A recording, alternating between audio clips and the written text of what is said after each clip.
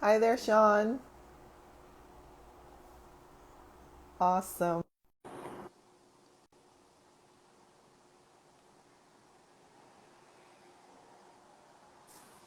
Hey, Hi, it's working. how are you? Excellent. How are you doing? Fine, thanks. Thanks for joining. So far, it's just us, I think. But we can get started, and I will save the replay, Great. and people will trickle in as they can. Sounds good. Awesome. So first of all, I want to thank you for taking the time. I know you're preparing for the festival. I already have my ticket, All so I right. will be joining as many days as I can, and we Fantastic. can discuss that during our chat here. Yeah. And I did pin a summary of our topics today on the bottom of the screen, Great. and just to help us follow along. Sounds good. So again, thank you so much for joining. And the first topic that I would love for you to cover for us or share with us is your vegan journey. How did that all start for you? Yeah. It's been about 5 years, and I can blame my wife. Yay! I love it. I love these stories. Yeah, or thank her, I should Yes, say. yes. Yeah, it was. I think both of my wife and I are kind of amateur endurance athletes. She was once an elite swimmer, and so we were, eating a healthy lifestyle as we knew it, Right, at the time. for endurance athletes. And I think probably a few months before my wife decided to go vegan, she'd met someone that was vegan and was like, I can't imagine. There's no way in this world I would ever do that. Really? Yeah, and it just took a few months. I think she had a running injury. She was training for a marathon, and she'd heard on a podcast about how a lot of times plant-based athletes recover quicker from injuries. It's true. The inflammation, things like that, the lack It's of it true. with this diet, and so she's like, I think I'll try anything at this point, and um, Wow. and so she started doing some research. At that time, we watched Vegucated, so that kind of sunk in with her. It's like, oh, normal Awesome. people seem to be doing this, and Yeah, we're not all woo woo, right? We're right, not all no, for weird. sure, Yeah. absolutely, and so all those things combined, and she signed up for a ℎ𝕝Patrick Gaudreau 30-day challenge, and she went cold turkey overnight. And in the next few weeks, we were emptying out the deep freeze of all our products, and for me, I was, I do most of the cooking in the family. So I was like, yeah, I'm happy to support you, but I'm on my own thing. And I wasn't really even on my radar at that time. I was like, okay, Wow. maybe, but I don't eat a lot of meat anyway. And then as I kind of did more research, and then I eventually watched Forks Over Knives, and that was the movie that did it for me. Kind of the health reasons and that it just seemed obvious. They laid it out such a good way in that film. And about 3 months later, I guess I kind of eased into it, and I decided to go vegan. And yeah, it's been a great journey since. Now we've got Awesome. three young girls with us as well, and they're all Oh, vegan. And awesome. yeah, It's so heartwarming to hear. Well, first of all, that your wife, led you, because I'm hearing this a lot, to be hmm honest, with couples, and the story, like the examples that I've heard recently are the wife or the girlfriend. It's true, and yeah, I mean, I just love it. I just love that is, happening, and that we're getting more people to ditch the cruelty and to switch to a, cruelty-free lifestyle. So. absolutely. Yeah, I love the saying, "Come for the health, stay for the animals." And, Well, that's how it starts, because that's what yeah, happened to me. I yeah, started for health, yep, and I had heard previously that the animals unfortunately are injected with lots of hormones hmm and antibiotics, but I yeah, didn't know about the cruelty. right, And so I did start for health reasons. And then little by little, I discovered, like you say, all these documentaries, although some of them are right. super hard to watch, to be honest with Oh you. yeah, And I have not finished some of them, because to me, it's just very heart wrenching, to be honest. And, but I love what you said though. So you switch for health, and then come for your health, stay for the animals. yeah, yeah, yeah. Okay, Yeah. come and stay. I Yeah, love yeah. that. Because once, yeah, like we went in for the health, but once we got more educated, we realized, yeah, the amount of abuse that goes on in these slaughterhouses, and whatnot. And then obviously the environmental impacts I as was well. gonna say exactly, which of course then we learn about afterwards, and all of the carbon emissions, etc., and all the poisoning in our soils and waters, etc. Yes. De- Definitely. All right, cool. Thank you. So, tell us a bit about the vegan film fest story. How did that all start? Yeah, it started, I guess, in the kind of fall of 2017. I'd moved to Ottawa. We were living in England for a year, and then we moved back to Canada. So we moved to Ottawa. It was a new city for us, and at that time, I'd been vegan about 2 or 3 years, and I was trying to see how I could get involved in the vegan community and how I could utilize my skills and experience, and kind of find a niche where I could serve the vegan community in our area and perhaps abroad. And I thought about a veg fest. I'd been to a few veg fests at that point and really liked them, really liked the idea. I have kind of an event management background and kind of leadership Oh, experience in teaching leadership. And so the event management and leading organizations and groups, I really enjoy that side of things.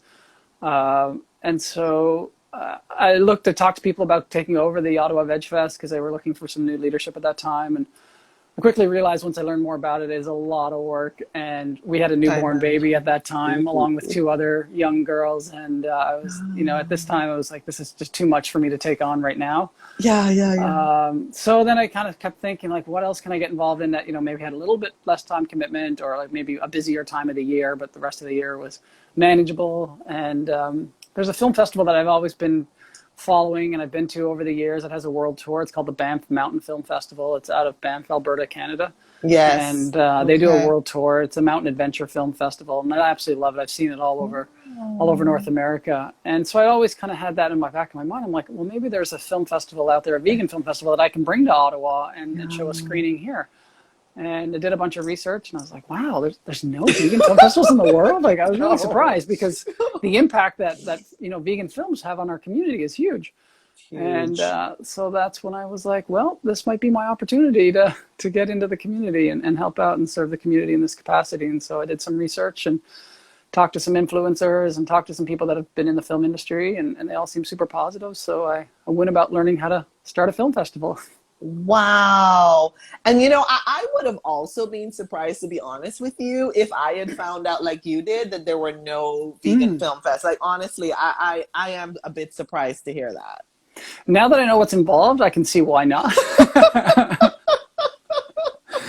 If anybody had told me. Yeah. How did you find out about the festival? I'm interested. I saw one of your, what happened? I was finishing a live. I was finishing watching a live, and your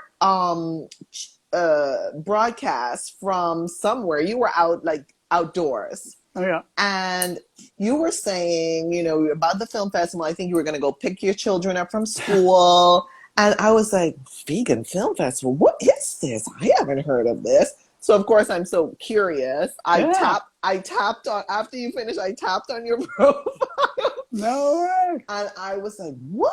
And it's happening this month? I wonder if he can come on and talk about it. And like, what is this? And then I went to the website and I was like, yeah, I think I need a ticket. I'm going to get a ticket because I want to know. I mean, I know these films some of them are super hard to watch, and I'm already bracing myself, quite frankly, because, I know a lot of people say they're sensitive and all of that, but I really am. And so I'm really bracing myself, but I know that this is necessary information. And as you just shared, these films are so powerful. And I cannot tell you the number of people I've spoken with who told me that it was a certain film that turned the tide for them, that opened their eyes to the cruelty and the reality, because obviously in marketing and advertising, we don't get the full picture. Right. You know? Absolutely. So, so to be honest, I think because the algorithms know that I'm into vegan. Well, that's great to hear, because I haven't been doing that many lives, so you've inspired me to keep doing them and do some more. But you never know. You never know the angles. We've got a lot of tentacles out there trying to get the word out about the festival. You never know which is going to land. So thanks for sharing that. Totally. I say just shout it from the mountaintop. Keep talking about it. Somehow people will find you, tag some people, they'll say, oh, what's this all about? Well, yeah, let me go check it out, I'm a little bit into guerrilla marketing, so kind of like Hmm. Yeah, whatever works, absolutely. when they say like when you're making spaghetti and you throw it on the wall, if it's ready, it'll stick. I'm like, Right. I'm gonna try. Yeah, that's this week. We got 1 week to go, less than a week to go to the start. So Yeah, that's right. yeah, That's right. yeah. So that brings us to the dates, the tickets, and the content. So tell Hmm. us a bit more about that, please. Yeah, so the festival kicks off this coming Saturday, October 10th, and it runs for a full week to the 17th. All the films will be available on demand. We've divided the 28 films up into about 13 blocks, I believe, 12 or 13 blocks. And so each block is about 90 minutes in length. And so a block may be one feature film or maybe 3 or 4 or 5 shorter films. Yeah. And we've kind of mixed the blocks up. We were talking about having like an animal welfare block, an environmental block, and dividing like that. But we were like, people are going to miss a bunch of films if they just gravitate to one block or the other. And some of the feedback we get every year from the festival and the theaters is that they love the diversity that we show in the theater. Awesome. So we've mixed it Awesome. up a little bit. Yeah, there's some films that are harder to watch, but it's probably maybe 4 films out of the 28, 4 or 5. Really? Oh, Yeah, that's and even in those films, some of them it's only a scene or two. It might be like yeah. 30 seconds of an hour long film, or Yeah. more. I'm the Some are a kind bit who more. hides my I just like hide my eyes. Yeah. Like I'm a bit of a wimp, to be honest, when it comes to that kind of, No, it's totally cruelty. understandable. Yeah, Yeah. it's not a pleasure to watch, and it's a lot of people that are currently vegans. It's preaching to the choir. It's those people that are maybe the flexitarians that are on the fence, or maybe like you said, when you started to go vegan, you didn't quite know. I did not. But now you've seen enough that but there's a lot of people out there that are interested and are curious but don't really know. So hopefully one of those films might tide them over and push them over the fence to come and join us on the vegan journey. That would be awesome. Yeah, So and so you all the so I was just no going to say that the tickets are available on our website. The links are all there. It's theivff.com, just the THEIVFF.com. Okay. And through your Instagram page, there's a link to it as Yes. well. Yep. Yes. Yeah, exactly. The links are there. I think that's the link tree there with a link to the Yeah. tickets. That's how I found it. Yeah. Perfect. Yeah. And the tickets range, I think there's a couple blocks that are $5, but most are $10. And then you can get passes are $45 or I believe $55. The international passes are a little cheaper than the Canadian passes because there's a few films that we had to geo-block. That can only be shown in Canada, unfortunately, because of distribution. The rights. Yeah, distribution rights. Yeah, so some of the kind of bigger films have already been sold to distributors, and so they usually want it only shown in the country of origin where the festival is happening. Yeah, normally it's all new because normally most years like they're all at a theater and it's like a one-off day at the theater. And it's not a big deal, but now all of a sudden, it's great that we're going global. Like for the first time ever, this festival is available to everybody in the world that has an internet connection. That's awesome. But the distributors are like, whoa, hold on now. Like I said, yes, you could do it in the theater, but I didn't know you were going to show it to the world. So there's just a few. I think there's 3 maybe 4 films that are geo-blocked.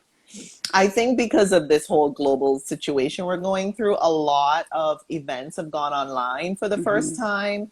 I recently attended a vegan fashion show, and that was online because of social distancing and all of this that we're going through. Now, you mentioned in the past that your festival was in theaters. So how did that? Yeah. In the past, it's been kind of the main festival and the awards kind of announcement ceremony. It's been here in Ottawa every October. And then from there, we've had a world tour. And so from after we showed in the theater here, we take a collection of the best kind of short films and sometimes a section of a feature film. Ranges about 2 hours in length and film time. Right. And we work with local hosts around the world to show that in their own communities. And so we sell a license to show the festival, and we give them essentially, I call it a festival in the box.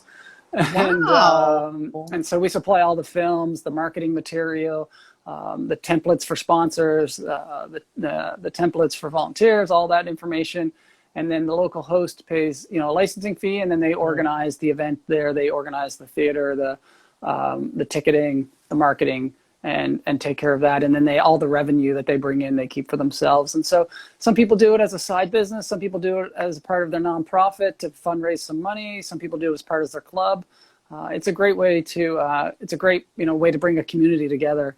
And we look forward to growing that world tour for sure once it's post-COVID times. Right. Because I was gonna say, like, I wonder. So will you have that option even with the whole online, I guess, offerings in terms of, let's say, so your film festival is for a week, and well, actually for 8 days.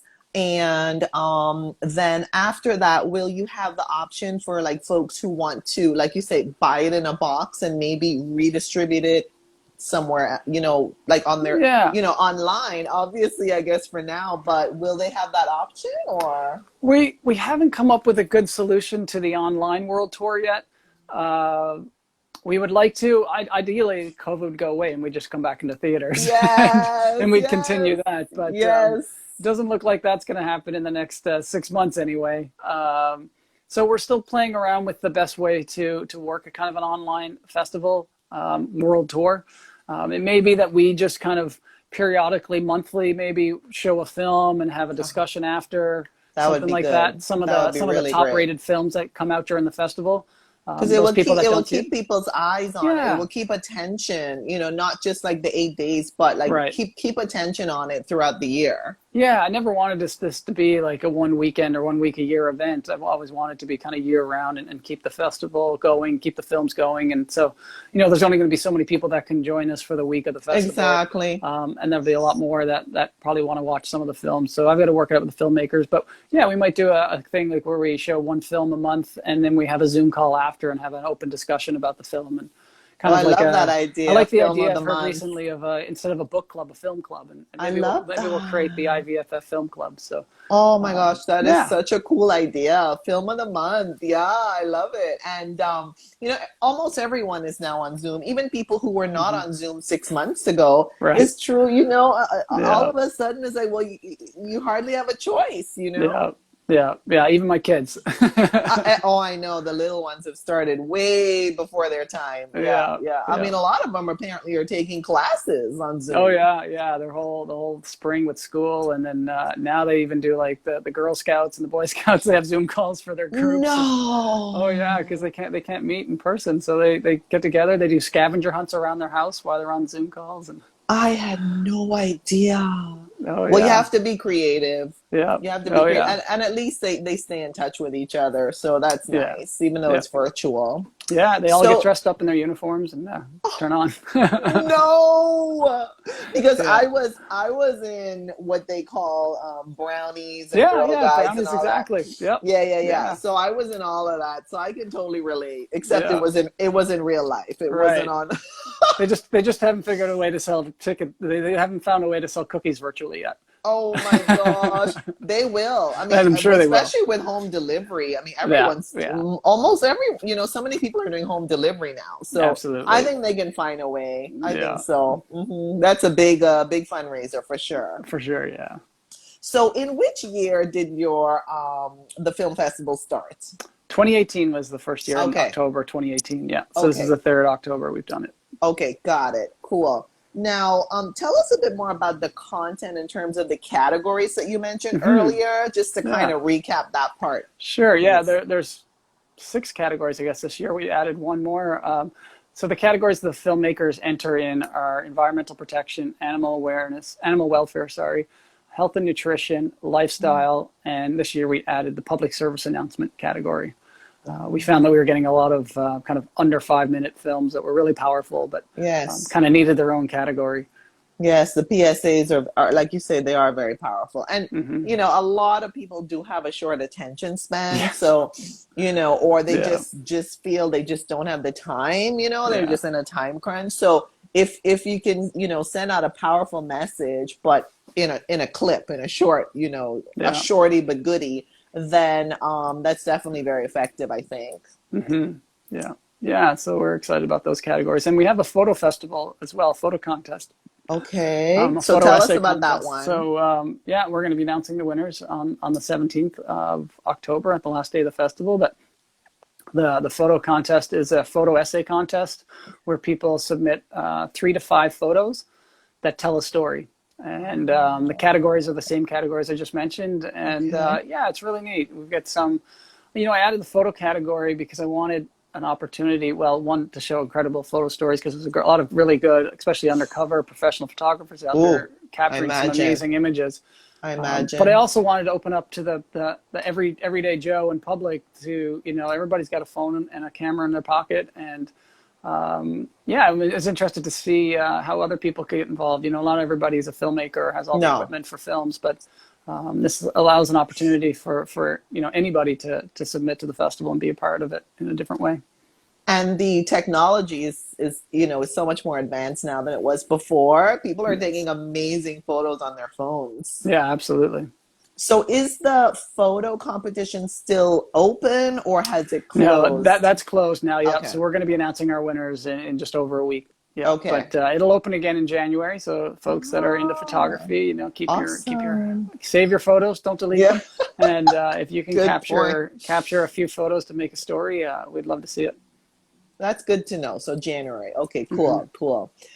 So any other current and future offerings? Yeah, well, it's always expanding. If you'd asked me this 6 months ago if we were going to be here on a virtual festival, I would not have suggested that. So who knows where we'll be in 6 months from now, but definitely stay tuned. We've got t-shirts now. This is the first year we've offered t-shirts. That's exciting. So you can order those on our website. Very nice. Yeah. And t-shirts are all made out of recyclable materials.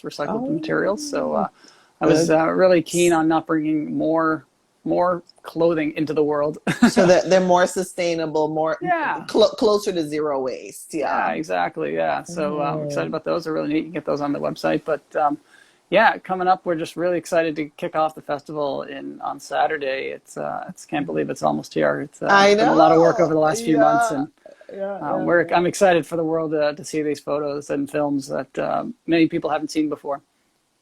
So what happens when the festival ends? Are people able to go online if they missed certain films during the week? Are they able to go online and catch up to watch films later? Yeah, unfortunately, we're not given the rights to show it through our website past this festival. If we end up doing kind of a festival of the month, it would be kind of in a special agreement with the filmmakers. But a lot of the films, may be available. I'm not sure on the percentage, but some of the films may be available through the filmmakers' websites or on YouTube or Vimeo. You just may have to do a bit of searching for them. Good to know. Maybe a bunch of them aren't yet, but may be released in the future, because a lot of films will kind of do a festival circuit before they launch it. Okay. But I know some are available on Amazon Prime, some are on different platforms like that. So you've kind of got to find your film. All our films and descriptions and a lot of the trailers are on our website. So you can pick out there if you don't make it to the festival and do a bit of research. It's not that hard to find it if it is out there. Okay. So I did see on the website there are a few or a handful of films in Spanish that I think are under a different category or under a different ticket option. Different pass, Yeah. So can you tell us a bit about that, please? Yeah, we're thrilled to offer that. It's the first year we're offering Spanish films. That's another bonus of going virtual, that we have the space to be able to show it and the time to be able to show them, and the capability of being able to get the Spanish subtitles from filmmakers that already offer their films in Spanish. And we'd like to grow it. And so this, leans itself to when our world tour kicks back in, that hopefully we can start doing our world tour in some of the Spanish speaking countries. And I believe there's 4 or 5 films we're going to be showing. One full-length feature film, ℊ𝕤𝕤 out of Germany, that's in Spanish subtitles. It's also English subtitles. Fantastic film. And then several other short films are going to be in Spanish as well. And there should be an article coming out tomorrow or the next day in the Veg Economist Spanish edition. So wow. Yeah. Yeah, I mean, veganism is really spreading in Spanish-speaking countries, and I follow a lot of the folks who are, leading the charge, so to Yeah. speak, in some of those countries. So I think it's awesome. You know, of course, a lot of people, yes, they are bilingual, but not or multilingual, but not everyone is. So it's Yeah. nice, you know, to Yeah. have And a that lot of them option. prefer to watch it in their own language too. Exactly. Now, are those Spanish films included in the big package, or are they kind of off on their own? That I don't. They're kind of off on Okay. their own. Yeah. Okay. We Yeah. So wanted to that's break like it up for those another Spanish speakers that are, are not interested in the English in films. right. We didn't want to have them, have to pay for the 20 English films or so, or 28. Right. Okay, that's good to know. Okay. Um, so what else? What else is coming up Mm. in terms of offerings? Yeah. So, well, I can talk a little bit about some of the films. Um, That would be great. yeah, there's a Because they're from film. all over the world. Yeah, they're from all over the world. Hmm. They range from 1 minute to I think an hour and 40 minutes. So it's Right. So quite the spectrum. like The a feature PSA. film. Yeah, right. From Yeah, a PSA to like a feature film you go yeah, to the movies and see. Yeah. yeah. So like ℍ𝕗𝕗 is a great film out of Germany that it's a story about a dairy farmer in Germany that decides over the years that he can't take it anymore and he doesn't want to Mm. participate in the industry and he turns his whole farm into a sanctuary and then eventually ends up offering some tourist accommodations at a sanctuary, and it's a really moving story. The cattle farmer ends up becoming a couple with this lady who has a past history of animal rights and activism, and spending some time in jail and from her Oh boy. activism, and Yeah, it's yeah. interesting connection between these a dairy farmer and an Yeah. activist, and they become a Yeah. couple on this Oh. farm. So Yeah, it's a yeah. really cool story. Yeah, yeah. Um, Hogwarts, a horror story. That's one of those ones that's tough to watch, but it's out of England, and it focuses on the Hogwarts farm who supplies Tesco grocery store, which is the largest retailer in the Yeah. UK, with their pigs. And they went Oof. undercover 3 different times. They went undercover and did this massive investigation into Hogwarts and found just horrible conditions, and it leads to eventually Tesco actually taking action. And I don't want to give away all the film, No, no, but no. Right, right. But it's they're a very really brave. well done. Yeah, yeah, They're very very brave. courageous. I mean, to take that risk, you Hmm. know. Yeah, absolutely. And then we also have a bunch of Q&As, and so I've been recording Q&As over the last few days. So for Hogwarts, we've got a Q&A after, and the narrator of Hogwarts is Jerome Flynn, who is one of the star actors on Game of Thrones. And I was thinking the name sounded familiar, but yeah, I've only watched a teeny tiny bit of Game of Thrones. But yeah, yeah. the name So is familiar. I did last Friday. I did a Q&A with him and Tony Wordle, who's the Awesome. director of the film, and really got some information from behind the scenes stories, and those. I've got a couple other Q&As ongoing, and so the festival's not just about the films. I really like the Q&As because it gives a more rounder picture of the whole event and what went on behind the scenes. Because you could almost make a movie of the behind the scenes of these movies. People Uh, do. yeah. They do that. They do Hmm. like the journey, Right. Yeah. like you Yeah. say behind the scenes or the journey to creating such and such. Yeah. Yeah. And another thing we've also done this year is we've had all the filmmakers send introductions to their films. Nice. And so instead of having me or some MC come up and read off an introduction to the film, we actually have the filmmakers doing it. And so a lot of times they'll drop a tidbit or two that's kind of unknown about the story or kind of their reason why they made this documentary, things like that. Totally. And it's been really neat. So we've gotten just about every film now has sent in an introduction, and it's I think it really adds to it. So we're I trying to agree. create the kind of the full experience for the film. It's not just the film itself, but for the before and after. And I think that's one area that people can come to us for, because if maybe perhaps they can find it somewhere else, but they're not going to get all this interaction and find out all this information on the actual films without kind of coming to the festival. Yeah, no, I mean, I think that's a beautiful add-on, because some people are very curious. Well, how did this all come about, and who is this person behind here, and what else can they tell us? Right. So I think that's really cool. For anyone who's joining, if you'd like to ask a question for Shawn, please pop it down in the comment section. That would be cool. And okay, we have half an hour left, so I wanted to ask you, we can probably loop back around to the film, but I wanted to ask you, if you've seen any changes in the vegan world over the last few years, and what what comes to mind for you on that topic? Yeah, I've seen so many changes. I think it's just it's a constant growth of the interest of the movement. I could say, I think Game Changers, the film when that came Oh, out, was a yes. big boost to Yes. especially young male people that are interested in plant-based diets and eventually going Yeah. plant-based. I think that has been very powerful. I think just the amount of products available that are, whether it's clothing or skincare and obviously food, it keeps growing and growing. And the more products available, the easier it is. Yeah, and then And the demand for the standard products will go down, the ones that are not cruelty free. Yeah. right. I'm just, sorry, I just had to write a message here. No worries. No worries. Hi there. Thanks for joining everyone who's on the line. If you have any questions for Shawn, please pop them down in the comment section below. Thank you. Yeah. So there's some of the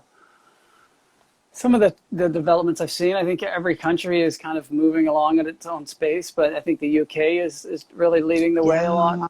Yeah. Yeah, and the other thing you see is just the investment, the amount of investment. I think in the first 3 months or the first quarter of 2020, there was more kind of venture capital poured into plant-based businesses than there were all of 2019. Wow. Yeah, I've That's a seen big that. So, statistic. yeah, and don't quote me on it, but I have read No, that no, headline. but I mean, yeah. And you see it every day of just new businesses just getting tons and tons of capital poured into it, and it's I did an interview with Seth Tibbett from ℎ𝕗𝕑, the founder of ℎ𝕗𝕑, and he was saying that like their business has been around for years, around for 20 odd years, and right now they're at the hockey stick graph. Like they've been slowly growing for years, and now it's just taken off with the pandemic. And I know a lot of other businesses in the food space, in the plant-based food space, are just taking off right now. And thankfully it is becoming more mainstream, and we're not considered like so weird. I mean, some people still consider us weird, but not so much. And I think you mentioned a little while ago like flexitarians, and so some people are opening up their awareness and their plates to considering a few times a week ditching animal products and switching to vegan meals. So I think that's a good start.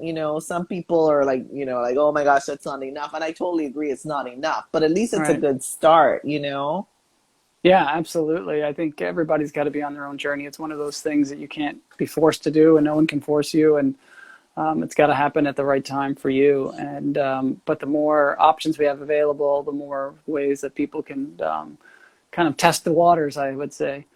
Right. And it's like, it's whenever you're ready. Like everyone's ready at a different time. So, it's like you say, you can't force people. No. We do have a question from Veganismo Pelos Animais. And the question is, will there be an online tour after the festival with subtitles for other languages? Thank you for that question there, Veganismo. Yeah. Hopefully there'll be some kind of tour. I don't believe there'll be an online tour as such, but we may. I don't have a good answer for you. Maybe ask me again in a few months or in a month's time. We're working on it. Right. The only languages right now we have is the 4 or 5 films in Spanish, and I'm sure that will grow as filmmakers. A lot of times filmmakers now are automatically doing them in English and Spanish and adding more different other languages of that. But it's definitely our goal to grow the amount of languages that we can offer the film in. Obviously there's a cost to doing subtitles to films, and the films that come with us that already have Spanish subtitles, it's a big bonus because obviously they've already done it. But eventually we'd love to offer all of our films in multiple languages, and we're working towards that. And has the number of films been growing year to year, or are you kind of more or less keeping it to a certain number? Yeah, it's kind of different. We had a big jump in the second year. So the first year, I think we had 29 films. And I hope that ambulance is not coming to your place. No, I'm really disappointed you can actually hear it because I figure with headphones you shouldn't really hear all of the Well, outside noise. it's the mic, I guess. But Yeah, yeah, yeah, yeah. so first year we had 29 films, which I was thrilled with. I didn't know when I put this up there, I didn't know if I was going to get 3 films or 10 films or no films. Right, And so we had right. 29 films from 8 countries. And then Nice. last year we had 39 films from 13 Ooh, countries, wow. which I was thrilled with. And then this year it was like, what's going to happen? What's COVID? How's it going to Right, affect it? Wasn't right. sure how things were going to go. And Mhm. we ended up with 42 films. And so for the first, like the last couple of weeks, I Nice. was kind of like, wow, we're not getting many films in. And then all of a sudden, as deadlines go, it just like Yeah, the yeah, yeah. wave comes. Yeah, yeah, yeah. And They and just so we squeak ended up, right so we in didn't have there. a massive growth from last year, but I'm still really happy with that number given the COVID challenges people have had over the last 6 months, I and I think agree. the quality has gone up as well. I'd rather Nice. like increase the quality than increase the number of films. Like if I have Right. 100 poor quality films, I'd rather 50 high quality films, and the Yeah, it's quality is definitely quality going over up. quantity. That's Absolutely. always the balance. Yeah, yeah, the quality is always going up each year, and so it'll be interesting to see what happens next year because clearly, like a lot of the filming has been affected by COVID, and every country is a little different, but hopefully it's not affected too much, and that we can get some great films coming in next year as well. That's great. I'm happy to hear that it's growing, year to year. Hmm. And as we discussed, like the interest in veganism is also growing, thankfully. So I'm sure that's Yeah. a connection between those. Yeah. Awesome. So I wanted to ask you also, how do you handle naysayers and critics Mm. of the vegan lifestyle? Yeah, I find that the naysayers are, it's almost like the bullies that, they're naysayers because they're insecure. Hmm. It's like they're everybody's got a battle and they're in their own battle Yeah, and they're the way they everybody manages their own battle in different yeah, ways, and I think sometimes the naysayers are in their battle, whatever it is, and they lash out at people a lot of times because they probably want that, but they're not really willing to go there, or they're interested in it and they don't know how to deal with it, or they can't do it, so they'll just put you down. And I think the best way to manage naysayers is just by role modeling a really good, healthy lifestyle. yeah. And you can't be preaching and harping to people all the time, or you're going to lose your friends. But if you go wrong and live your life, to the best and fullest ability that is in good working order with your friends and family, your family mostly, and your own personal values, then at the end of the day, you're happy going to sleep, and the people around you see that, and they see the things that you're doing, and they see that there's no deficiencies because of this Right. lifestyle. Exactly. Last year I ran my first 100-mile ultra marathon, Oh, and I like to congratulations. think a little bit of Bravo. that is some role modeling. When people tell me, "Oh, I wouldn't have Totally. the energy to go vegan," I was like, "Well, how much are you running each week?"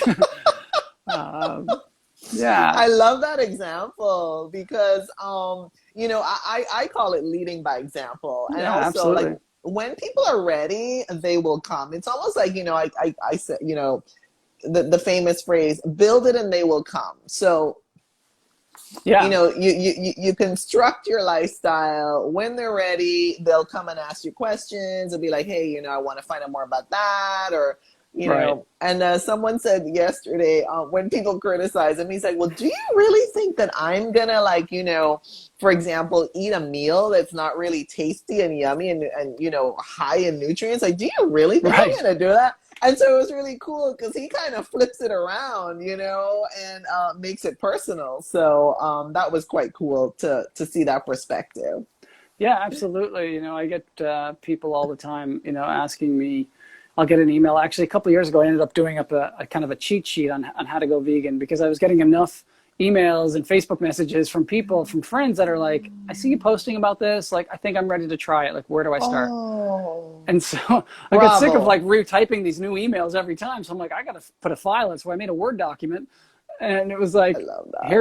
here's 10 steps to going vegan. And, Oh you know, my and then just gosh. listed a bunch of resources because I'm not a nutritionist and I'm not a doctor and I don't have all the answers, but I can help you find the answers. And so I did up this document. And then when I get those emails coming in, I just send that along and ask people to let me know what questions they have. I love that. I love that. And I hope you share that soon, or at least after the Yeah. festival. I know you know you don't want to take the spotlight off of the festival or No, no, anything, no. but people are always struggling with that question. You know, how to start, what to do. I'm stuck. I don't know. Right. No, So absolutely. People don't know where to start. And when they don't know where to start, they don't start at all, exactly. you know? Yeah, because And, and I think a lot of people are afraid to like mess it up and to do it wrong and to make mistakes. But that's a part of the journey, in my opinion. oh yeah, absolutely. You know, people are like, oh, where am I going to get my protein? Where am I going to get this? Where am I going to get that? And it's like, no, just, get a cookbook, you know? I need so many people like, where do you get the ideas? I could never, like, I have no idea. It's so hard. It takes so long to cook your meals. I'm like, we're not cooking any meat. Meat's the thing that takes so long. Like vegetables, you can eat it all raw. It doesn't take any time. I know. And someone said the other day too, like, you know, have a few backup or go-to meals or recipes that you really love. And when you're in a Sure. time crunch, you know, and you know, you pretty much always kind of have the ingredients ready to go. So I thought that was a good idea too. Yeah, yeah, exactly. I often have a big kind of container of rice or quinoa in the fridge, and it's easy to throw that into a meal and just have that on your ready to go list. And yeah, get a couple cookbooks, and there you go. You got recipes.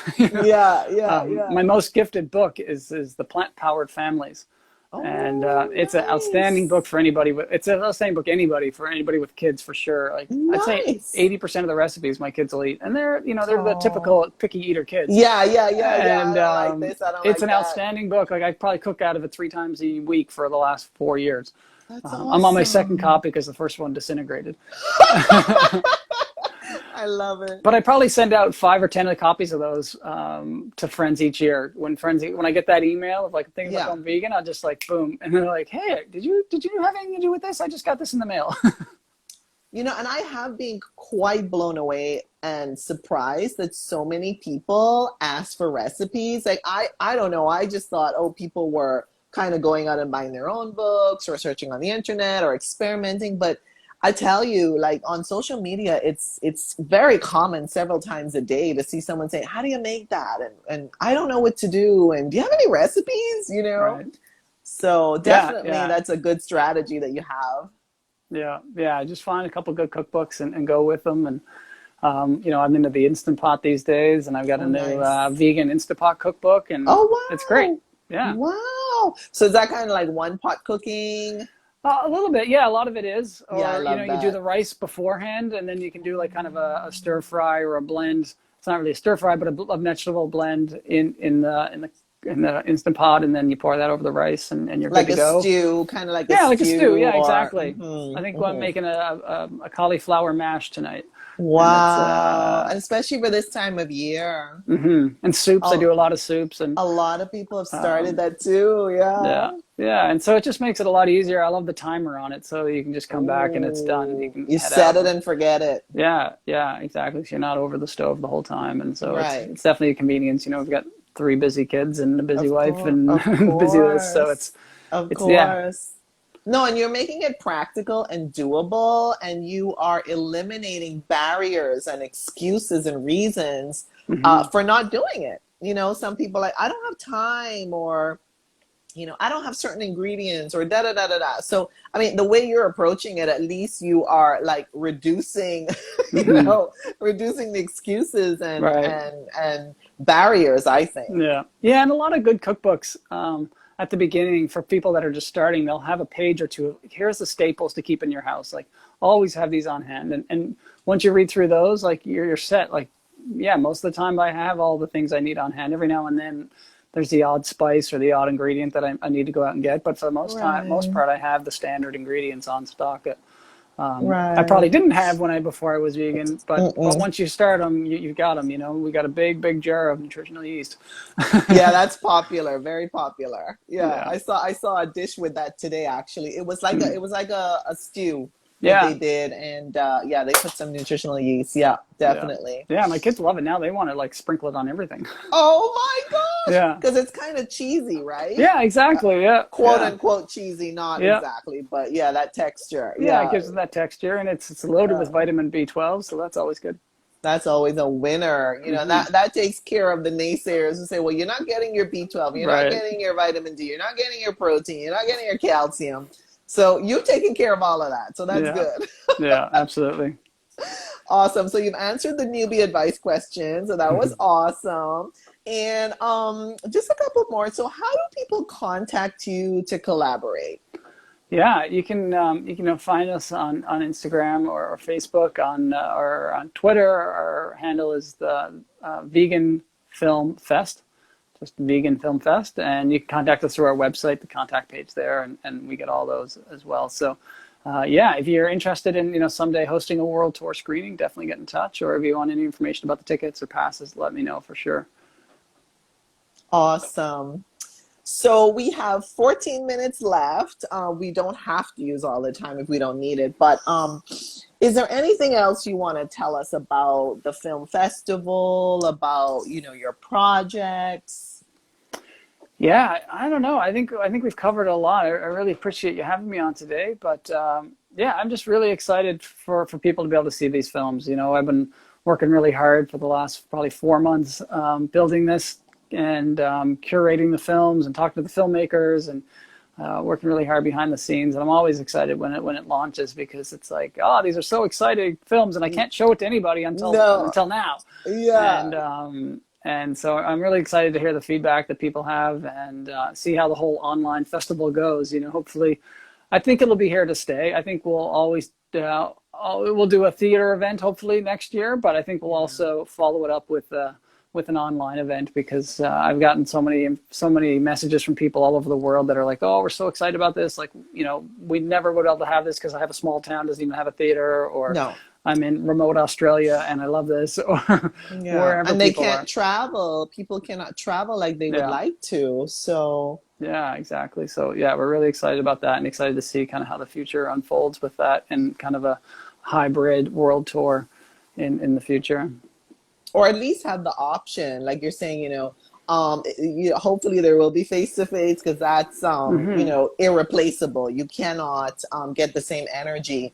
But I think a lot of places have kind of reinvented themselves, and a lot of projects have reinvented themselves and converted to this whole new reality, this Right. new normal, as people are calling it. So Right. I applaud you for spinning on a dime like that and getting these important messages out there. Mm-hmm. And so what would you recommend or suggest to someone who's like, oh my gosh, this is so hard to watch, and all of this cruelty and everything, and oh my gosh, I can't take it? And what would you say to a person like that?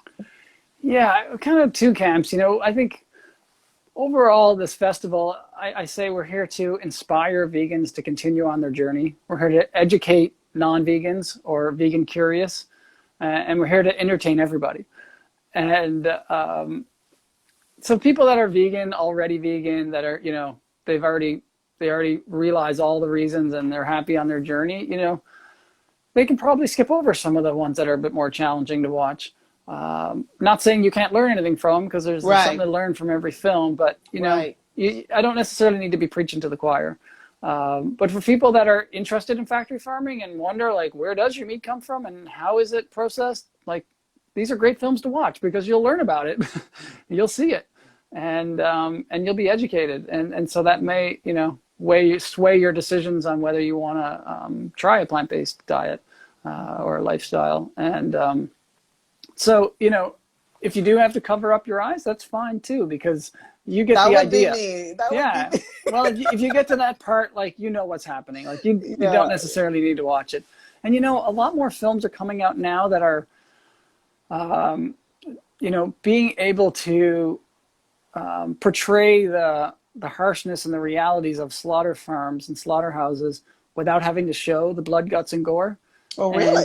And they're really, really good films that they craft a story maybe around the farmer, or they pick a pig, or they pick an investigator, and they craft the story behind it. And so without showing it all happening, you get enough of an idea of what happens in there.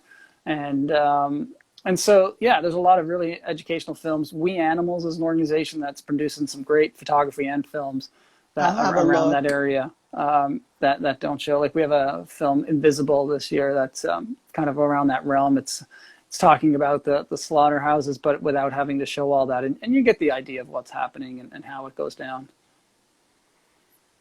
Yeah, and from what I'm gathering from what you're saying, you know, we can still pick up on the compassion that we need to have for, you know, our suffering animals. And so I'm saying animals because in this particular case, you're talking about like the slaughterhouse, you know, images. Yeah. And I think it is, you know, good that they're able to kind of appeal to our compassionate nature. Without, like you're saying, now, of course, other people will say, but we need to see that cruelty. We need to see the harsh reality of it to drive the point home and not to like brush it under the carpet or to minimize it.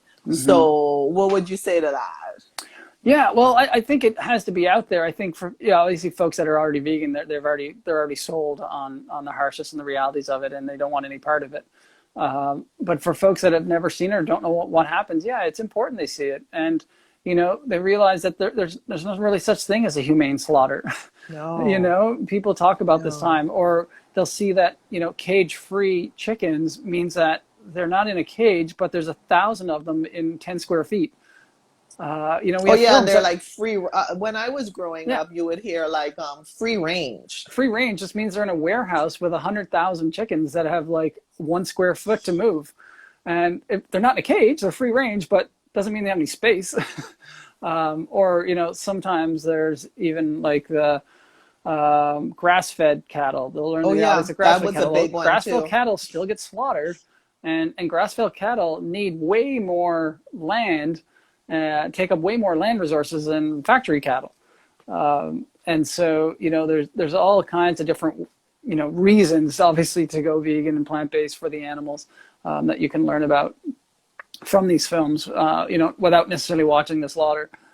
Even, you know, some of the organic farms, organic cattle, it's still, you know, they're still killing cattle, and there's always a lot of people out there get tied with the milk myth. Like there's, you know, half of our probably country are filled with the milk myth and think, you know, well, we're not killing the cows, so milking is fine, right? And it's like, whoa, like I actually thought that horrible. for a while because I was vegetarian, pescatarian for over 20 years. No way. Over 20 years. And I bought into that idea that because the cows were still alive, for example, that, okay, well then, you know, they weren't suffering. Now, I had no idea that they were keeping the calves from them, the babies from them. I had no idea about that. I had no idea about what they were doing to the male, you know, the bulls or the males. I had no idea about that. And, you know, what you're describing, you know, this whole grass-fed situation or free range situation, it's a lot of marketing, advertising, commercials, painting it over with a pretty brush. And you know, it's a money machine, you know, it's a cycle, and they're doing their advertising and marketing, brainwashing, whatever we want to call it, you know. We have a few minutes left. If anyone in the chat here who's watching, and thanks so much guys for joining, and I will post the replay if you've missed anything. But if you have any questions for Shawn, please put them down in the comment section below, because we're going to have to wrap up soon because we have a 1 hour limit. So now, do you how does your specific vegan film fest kind of connect in some way with, let's call it, the mainstream film fest? Is there any connection at all to kind of the non-vegan film fest world, or are we as vegans for a film fest in a silo and in our own little world? How does that work? Yeah, I think we're kind of a unique niche in our title of our festival in itself, and I think we're run similar to other film festivals. You know, I'm on a couple of great Facebook groups now with other film festival directors, and I'm getting tons of tips from them on, how do they do their online awards ceremony? How do they, organize the blocks for their films? How do they organize their passes and their tickets and things like that. And so I do, correspond and communicate with a lot of other film festival directors. So it's similar in that sense. It's just our genre, our niche, our topics are all a little different.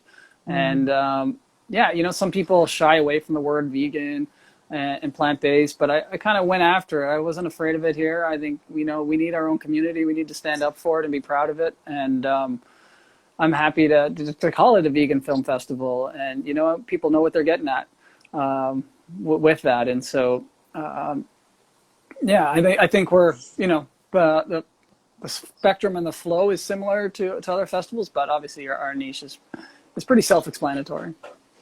And without the word vegan, I would not have paid any attention to your video at all.